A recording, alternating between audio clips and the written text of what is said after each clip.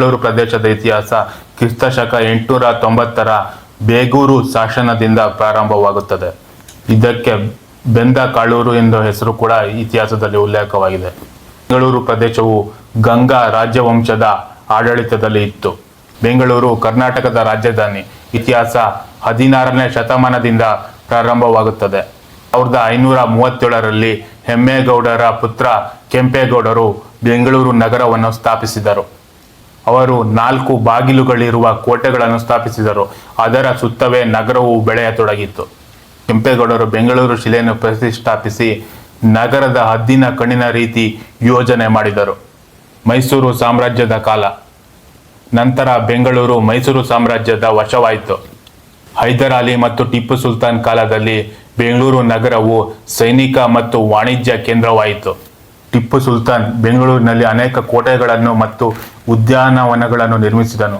ಉದಾಹರಣೆಗೆ ಲಾಲ್ಬಾಗ್. ಬ್ರಿಟಿಷರ ಕಾಲ. 1799ರ ಶ್ರೀರಂಗಪಟ್ಟಣದ ಯುದ್ಧದ ನಂತರ ಬ್ರಿಟಿಷರು ಬೆಂಗಳೂರನ್ನು ವಶಪಡಿಸಿಕೊಂಡರು. ಸಿವಿಲ್ ಮತ್ತು ಕ್ಯಾಂಟೋನ್ಮೆಂಟ್ ಪ್ರದೇಶಗಳನ್ನಾಗಿ ವಿಭಜಿಸಿದರು.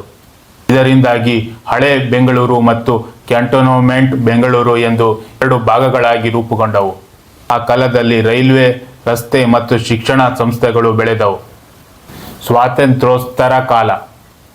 1956ರಲ್ಲಿ ಕರ್ನಾಟಕ ರಾಜ್ಯ ನಿರ್ಮಾಣವಾದ ನಂತರ ಬೆಂಗಳೂರು ಅದರ ರಾಜಧಾನಿ ಆಯಿತು.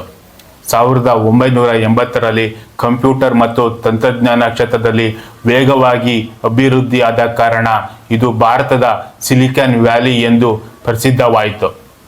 ಇಂದಿನ ಬೆಂಗಳೂರು ಒಂದು ವಿಶ್ವಪ್ರಸಿದ್ಧ ನಗರ.